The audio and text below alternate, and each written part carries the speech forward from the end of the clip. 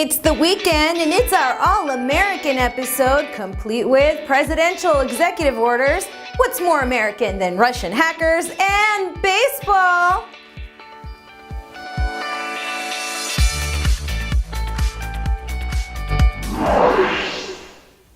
Hello world, you are watching The Comment right here on ETHNews. For your first story of the weekend, on July 11th, President Donald Trump issued an executive order to establish a task force on market integrity and consumer fraud. The task force, to be housed with the Department of Justice, will investigate and prosecute crimes of fraud committed against the U.S. government or the American people, recover the proceeds of such crimes, and ensure just and effective punishment of those who perpetuate crimes of fraud. Members of the task force are to include various individuals from the DOJ and periodically other relevant parties, such as the chairs of Securities and Exchange Commission, the Commodity Futures Trading Commission, and the Federal Trade Commission.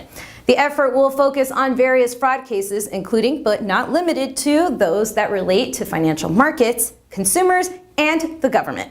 The executive order specifically mentioned digital currency fraud and cyber fraud as areas of interest. In other news, on July 13, 2018, a grand jury in the District of Columbia returned an indictment presented by the Special Counsel's Office. And surprise, surprise, Bitcoin was mentioned. In its indictment of 12 Russian intelligence officers linked to hacking offenses in the 2016 election, yes, that election, and yes, those Russian hackers, you know the ones. Well, the U.S. Department of Justice said that the conspirators used a network of computers located across the world, including the United States, and paid for this infrastructure using cryptocurrency. Furthermore, the indictment stated, quote, to facilitate the purchase of infrastructure used in their hacking activity, including hacking into the computers of U.S. persons and entities involved in the 2016 U.S. presidential election, and releasing the stolen documents, the defendants conspired to launder the equivalent of more than $95,000 through a web of transactions structured to capitalize on the perceived anonymity of cryptocurrencies such as Bitcoin, unquote. The 12 male suspects are alleged to have been of the Russian government's main intelligence directorate. This story is still developing, and ETHNews will continue to provide updates on ETHNews.com. Make sure to check it out. And finally, sports fans, rejoice! Major League Baseball digital collectibles are coming to the blockchain this summer. Blockchain gaming company Lucid Site is launching MLB Crypto Baseball, a digital collectible series. The collectibles are possible through a licensing deal with MLB and are going to be available on the Ethereum network, which should come as no surprise to anyone since the Ethereum network already has the bulk of the digital collectible industry thus far.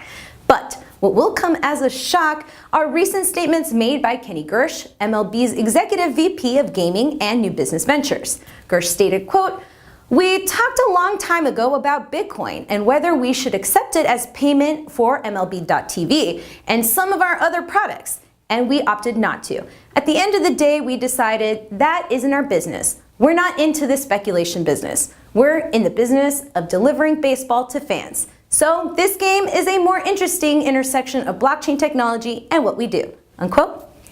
Can't blame the MLB for protecting their fans. That's our comment for the weekend, and it's time to tell us yours. Will this executive order keep American investors safe? Is there anything more American than bringing Russian hackers to justice? And will other major sports organizations follow suit and create digital collectibles on Ethereum? Let me know what you think. Have a wonderful weekend, and as always, don't forget to leave a comment. Join me back here on The Comment as I catch you up on the latest in Ethereum and blockchain. If you like this episode, let me know by clicking the thumbs up. If you didn't like this episode, let me know by clicking the thumbs up. Don't forget to subscribe to our YouTube channel. Make sure you get all the newest episodes of The Comment as they air by clicking that alert button. That's that bell-looking thing next to the word subscribe. If you missed our latest episodes, you can catch up on ETHNews.com or on YouTube, or just subscribe so you don't miss them anymore, silly. Follow me on Twitter and Instagram at ETHNewsy. That's at ETHNewsSy. And we'll see you next time.